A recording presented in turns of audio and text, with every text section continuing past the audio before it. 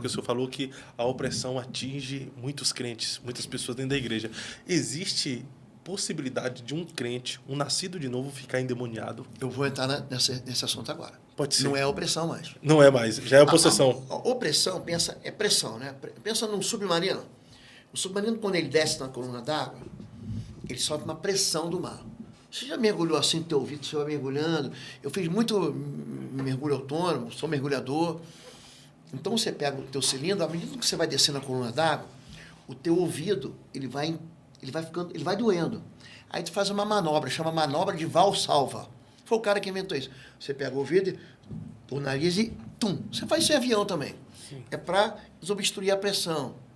Você está mudando de camada de pressão. A opressão é uma força de fora para dentro.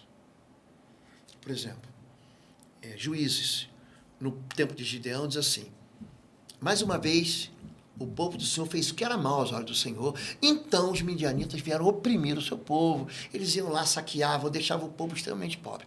A opressão é uma força de fora para dentro. A possessão não, já entrou. É uma infiltração. Então, dentro da possessão, a gente falou de tentação e opressão. Dentro da possessão, existem dois quadros. Um quadro que a pessoa não lembra de nada. Nada, pessoal. Ela vem na igreja, vem no gabinete, ora por mim, manifesta o espírito imundo. Aí no final você pergunta assim: você lembra de como você chegou aqui? Eu falo: não lembro nem de ter saído de casa. O que eu estou fazendo aqui? Tudo de forma inconsciente? A possessão, ela muitas vezes, ela leva a mente da pessoa a não pensar mais como uma pessoa. Ela não lembra mesmo, pastor. Mas a pergunta que fica, se estava possuída, por que conduziu até um gabinete pastoral para... É uma boa pergunta. Ela não fica possuída a vida inteira. Ela sabe que está precisando de ajuda, ela ouve uma mensagem e fala assim: eu vou lá nessa igreja, eu vou buscar uma igreja, eu vou buscar socorro, entendeu? Tem muita gente que não tem nada e quer buscar socorro. Quero fazer um atendimento com o senhor. Não tem nada. Já é algo psicológico. Psicológico. Mas tem muita gente que vai, e aí o quadro a gente tem um sistema dentro da amígdala, chamado sistema límbico. É ele que promove o acesso. Por exemplo, o psicopata, ele não tem acesso ao sentimento. O psicopata, ele sabe que está fazendo errado, mas ele não tem sentimento. Ele vai lá, ele é garotinho, ele arranca os bigodes do gato, pega o cachorrinho, bota no saco, joga no rio, faz maldade com o bichinho. Ele não tem sentimento. O psicopata, eu costumo dizer o seguinte: ele conhece a letra, mas não entende a melodia. Você fala inglês, não fala inglês, fala francês, não fala francês. Você ouve uma canção que você não entende a letra, mas a melodia te emociona. Você vê lá a música, por exemplo, do Titanic, é uma música emocionante. Não, você não entende a letra porque você não fala inglês. O psicopata é o contrário. Ele entende a letra e fala assim: por que está todo mundo chorando? Por que você matou ela? Foi lá, matei mesmo. E matou de novo. Ele não tem sentimento. O sistema límbico dele, você passa um filme aí, com uma motosserra arrancando o braço de alguém, ele não sente nada. Ele é o psicopata. Nem todo psicopata, ele é violento. Mas, muitas vezes, ele dentro da sociedade, ele é um cara que não tem sentimento. Ele não quer nem saber o que você está sentindo, o problema é teu. Ele não tem peso, ele não sente culpa. Ele não mostra uma reação de arrependimento. Agora eu quero voltar ao endemoniado. Não estou falando que todo psicopata é endemoniado, não. Tem uma confusão aí, o pessoal fica confundido. Eu quero falar, o endemoniado, ele tem um processo. Eu estou lá, eu me lembro de um rapaz, muito interessante esse rapaz, muito jovem, se envolveu com Tai Chi Chuan, com yoga, com tanta besteira, fez tanto. Aí ele veio pedir socorro. Eu fui tratar ele. Aí expulsava um demônio, era uma legião. Sai em nome de Jesus. Aí saía. Aí ele falava assim: pastor, cuidado, que esse que vem aí é violento. Ah, ele é violento? Então, em nome de Jesus, já manifesta amarrado. Aí, manifesta com a mão para trás, com a mão para frente. Agora, em nome de Jesus, sai. Aí, no final, eu perguntava: por que você falou aquele rapaz, aquele espírito imundo? Pastor, porque eu tinha, quando ele manifestava, ele só manifestava quando eu bebia uísque. Eu estou dizendo para você aqui que espíritos imundos, eles exigem comida. Os pactos são feitos com comida. Então, existe batalha espiritual na alimentação. Não é na alimentação. é na consagração da alimentação. Isso aqui é só comida. Por exemplo, Jesus fala, o que mata não é o que entra no ventre, é o que sai, é dentro do coração. Por que os discípulos comem e bebem sem limpar as mãos? A comida em si é só comida. Mas tem comida que é consagrada. Então ela vai e consagra lá o bolo de milho. As entidades, elas quando exigem os compromissos, a pessoa vai colocando guia, você só vai comer arroz. Aí come arroz doce, come bolinho de arroz, esse aqui só come milho, aí come pamonha, come bolo de fubá. É para dizer o seguinte, ele está combinando, esse aqui é esse espírito que eu estou invocando, tá bom? Ele exige uma alimentação específica. É o vinho do Porto, é a caninha 51, é o velho barreiro, é a cerveja. Champanhe. O champanhe, né? O pessoal diz que é caro pra caramba. Toda sexta-feira ele tem que ir lá com obrigação. Ele gasta 3, 4 mil por semana. Ele trabalha para servir. O espírito chama ele de cavalo, de aparelho. Ah, esse aqui é o meu sangrador. Tem uns nomes. Ligação para a pessoa. De qualquer maneira, quando a gente falou sobre esquecimento, né? Isso tem quadros que a pessoa simplesmente não lembra. Por que você foi lá, matou teu pai, tua mãe, teu avô? Não lembro. Tem gente que chega no culto levado por parente, por amigo. Fábio, chega lá e fala assim, eu nem lembro o que aconteceu. E tem quadros, que viu um demônio que chama Exu de Jezabel. É um demônio que o espírito imundo, ele é muito inteligente. Ele manobra uma liderança em cima do pastor da igreja. Ele não quer uma evidência de que ele é líder, mas ele conduz a liderança. Manipula. Quem foi Jezabel? Uma mulher que pegava as dores do marido, Acabe. Acabe era um fraco. E Jezabel era o poder de saias por trás do trono. Ah, Nabote não quis me vender minha vinha, deixa que eu resolvo. Ela acusa Nabote, leva Nabote à morte, com requinte de crueldade e em nome de Deus. Então, uma pessoa que fala em nome de Deus, é mais ou menos o seguinte, o Jezabel é aquele cara que fala mal do pastor pelas costas. Só que ele fala com elegância. Esse pastor é uma benção, mas ele tem umas falhas aqui, ele errou aqui. Não adianta, todo mundo erra. Paulo pisou na bola, Pedro pisou na bola, João, todo mundo. João falou para Jesus, eles não quiseram receber a gente, bora orar, trazer fogo do céu para queimar Jesus. Você não sabe de que espírito você é. O Filho do Homem não veio para destruir, veio para salvar. Os rachas na igreja, você vai reparar isso, eles acontecem por causa de orgulho. De verdade. Então, o que Jezabel faz? Jezabel, ela constrói uma narrativa de desautorizar o pastor.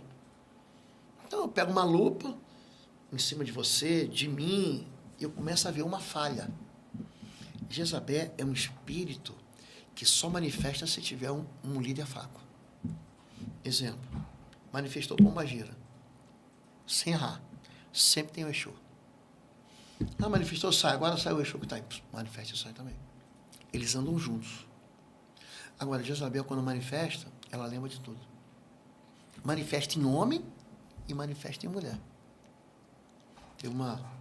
Então, há muitas pessoas que são possessas que fazem coisas de forma inconsciente. Mas, normalmente, isso é um processo. Então, a pessoa chega na igreja, aí ela se converte. É um processo. Chega uma hora que a convicção dela, a fé dela cresce tanto que o espírito não consegue mais ter acesso à vida dela. O espírito imundo não tem mais acesso. Já viu esses caras que você vai no culto, manifesta, aí no outro culto manifesta de novo? É o mesmo demônio. Sim. Já viu isso? Essa repetição? Isso é Mateus, capítulo 12, verso 43 a 45. Quando o espírito imundo sai do homem, ele anda por lugares áridos, ele busca repouso. Ó, vamos falar sobre demônios territoriais aí. Ele anda por lugares áridos, buscando repouso, ele não encontra. Então ele diz, voltarei à minha antiga casa de onde saí. Enquanto ela limpa, vazia e adornada. Então traz 7 espíritos piores do que ele. Ele é o chamado cabeça, ele é o líder. mas ele traz 7 piores que ficam debaixo da liderança dele. Então, o processo de libertação, se ele não for conduzido ao discipulado, eu expulsei demônio e resolvi. Você tem que discipular o cara. Então não existe uma libertação total e imediata. Sem Jesus, não. A libertação, ela é processual. Se, pois, o Filho vos libertar, vocês de fato serão livres. Jesus disse, o pessoal gosta de citar João 8,32. Eu cito João 8,31 e 32. Olha o que diz o verso 31. E Jesus disse aos judeus que haviam crido nele. Ele está falando para crente. Se vocês obedecerem a palavra, é interessante isso. Se vocês me amam, se vocês andarem nos meus mandamentos, conhecereis a verdade, e a verdade vos libertará. Então, existem processos, pastor, que são imediatos, expulso o demônio e acabou. Existem processos que duram semanas. Eu já peguei processos que durou 5 meses. Eu peguei um processo de um rapaz, ele era noivo de uma moça, mas ele tinha casos homoafetivos fora do casamento, fora do noivado. A moça crente, eles tinham uma relação já marital sem ser casado, ou seja, uma relação ilegítima, e esse menino também tinha uma tendência homoafetiva. Ou seria uma bissexualidade nessa questão? Foram 2 anos tratando ele. 2 anos, pastor. Pastor, ora pelo meu filho aqui, rapidinho. Eu estou no culto aqui, 10 minutos depois do culto, ora por mim. É uma maldade. É uma irresponsabilidade. Você diz assim, está resolvido. Gente... Mas também não seria uma maldade, uma irresponsabilidade orar para alguém ser liberto e esse alguém não quer se submeter à autoridade de Cristo? Eu faço a minha parte. Eu não posso obrigar ninguém a fazer a dele. Eu digo para ele assim no final, agora você tem que caminhar com Deus, tem que passar pelo discipulado. Eu não posso obrigar a pessoa a fazer. Tem gente que não quer. Tem gente, pastor, que é irreconciliável. É porque assim, vai lá, chega alguém pro senhor, pastor, ora por mim porque eu preciso ser liberto. O senhor ora, a pessoa vive esse processo de libertação e é liberto. Mas agora ele não quer se submeter à autoridade de Cristo. Não seria ruim porque esse mal que estava nele vai lá e depois volta e vê a casa vazia e traz mais 7? Mas aí é a vida dele que é desgraçada. Ele acaba desgraçando um monte de gente perto dele. Mas eu não posso obrigar. Então, quando a pessoa vem pedir ajuda, eu expulso o demônio. O senhor não pode obrigar e também não pode negar, né? E o que a pessoa quer? Por exemplo, eu tenho aí...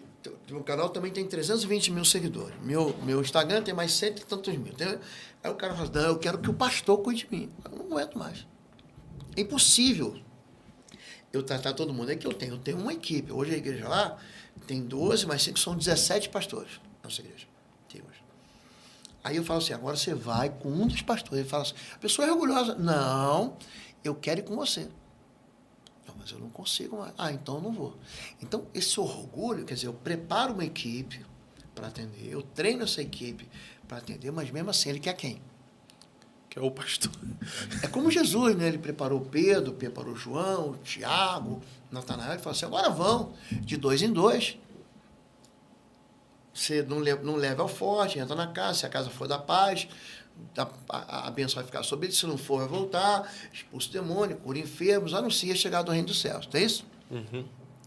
Foram os discípulos. Aí tem gente que não quer, não. Não, eu quero Jesus. Jesus consegue atender todo mundo? Não, chegou uma hora que ele falou, até o discípulo falou assim, você tem que descansar. Ele fala, uma comida eu tenho que fazer a vontade do meu pai. Então tem horas que eu tenho que dizer para você, agora você vai procurar um dos pastores da igreja que vai fazer um processo. O processo depende, vou usar a palavra aqui, do empenho da pessoa em pecar. O cara chega lá e fala, pastor, eu tive 500 relacionamentos sexuais na minha vida. Você está aí transando desde os 15 anos, o cara está com 35. Eu já peguei casa da pessoa com 1000. Eu tinha um caderno com 1000 pessoas. Gente, era tanto demônio. Um rapaz. Era tanto demônio. Então é um processo longo. Cada vez que ele fazia, ele associava uma entidade. Então a gente que nasce em berço cristão evangélico, a gente tem um só Deus. E a gente tem um Espírito Santo.